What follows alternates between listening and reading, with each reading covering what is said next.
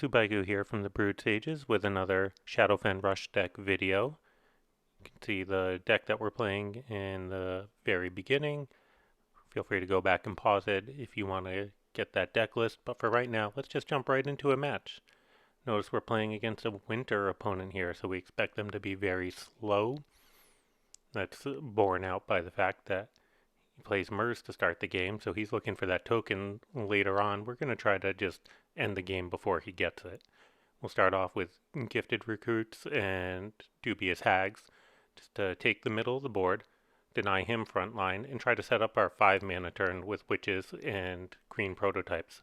We don't really feel the need to cycle anything here. And we're waiting to see what he responds with, but it's a Midwinter Chaos. That is not a good sign for him. It doesn't slow us down too much. We still have 2 cards that move in our hands. You notice that we end up playing the Witches. I think that that's the right decision here. Just put as much pressure on his baseline as possible. It also makes something kind of large, makes it hard for him to Blade Storm and clear this board.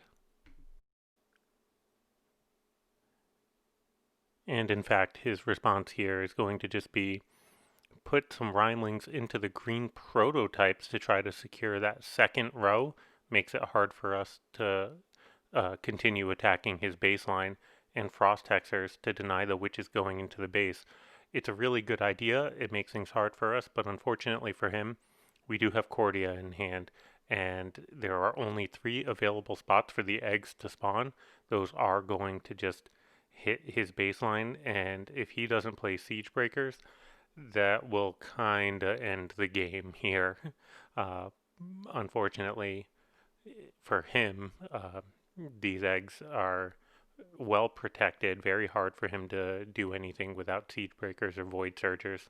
He puts some units into the Witches. He tries to mitigate the incoming damage as much as he can, but that winter stall did not end up stalling the game too much for him. Now we do have a lethal here with Rain of Frogs and Butchers, but there's no need for us to risk the Rain of Frogs.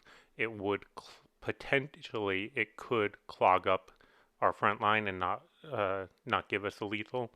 Instead, because we have Saber Paws in hand, we can use the Butchers to clear the Remnant 1 strength token on the right side of the board, and that makes it okay for us to just get the Saber Paws to run into the base instead. So a really clean game. I think one thing I wanted to highlight is not cycling in the early game was the right play here. We had our turns planned out.